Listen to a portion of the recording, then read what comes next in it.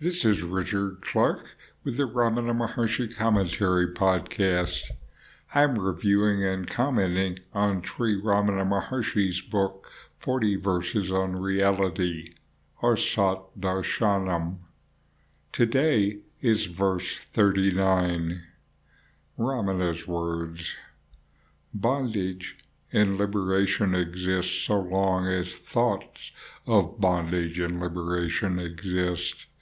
These come to an end when an inquiry is made into the nature of he who is bound or free, and the ever-present and ever-free self is realized. My comment: dualities like liberation and bondage appear as pairs of seeming opposites. Without one of the pair, where is the other? Ideas of bondage and liberation are one of these pairs. None of these pairs exist in their own rights.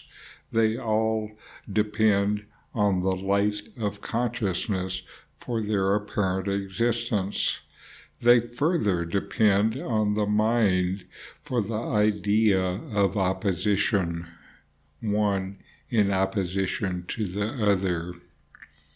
What opposition can there be to the self, to existence? When you know yourself as one, as the only existence, the only being, where is there an other? Ramana Maharshi was a South Indian sage, best known for his teachings on Advaita Vedanta, which emphasizes the non-dual nature of reality. A core teaching is that the experience of both bondage and liberation is a product of the mind. Only when we consider ourselves bound do thoughts of bondage and liberation arise. Bondage and liberation are a pair of dualities. Each idea depends on the other. Advaita says that the true nature of the self is pure consciousness, unbounded by time, space, or any other limitation. However, due to ignorance, we identify ourselves with body, mind, and senses. This false identification leads to a sense of separation and creates the illusion of individuality. This illusion, in turn, gives rise to all kinds of suffering and bondage. Maharshi teaches that the way to overcome this illusion is through self-inquiry. By asking the question, who am I, and exploring our ideas of identity, we can begin to separate our true self from the false identification with the body, mind, and senses. Through this investigation, we can realize the true nature of the self as pure consciousness, eternally free and unbound by any limitation. We realize the self is our self, the only self we have. Here we might inquire, the body is bound. Am I the body?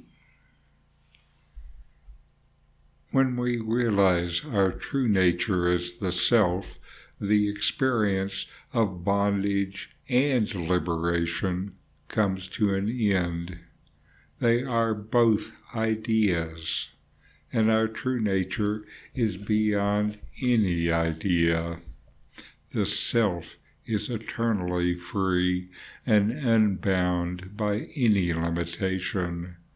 The duality of bondage and liberation exists only in the mind, and when the mind is transcended, this duality disappears. Ramana often used the metaphor of the snake and rope to illustrate this point. In a dimly lit room, we may mistake a rope for a snake and experience fear and anxiety. However, when we turn on the lights and see that it is only a rope, our fear and anxiety disappear. Similarly, when we realize the true nature of the self, the illusion of bondage and liberation disappears, and we are left with the experience of eternal freedom. Ramana Maharshi's teachings on Advaita Vedanta emphasize the non-dual nature of reality and the illusion of bondage and liberation. Through self-inquiry, we can realize our true nature as the self and overcome the illusion of individuality and limitation. The duality of bondage and liberation exists only in the mind and disappears when we realize our true nature. The metaphor of the snake and rope illustrates this point and highlights the importance of transcending the limitations of the mind to experience eternal freedom.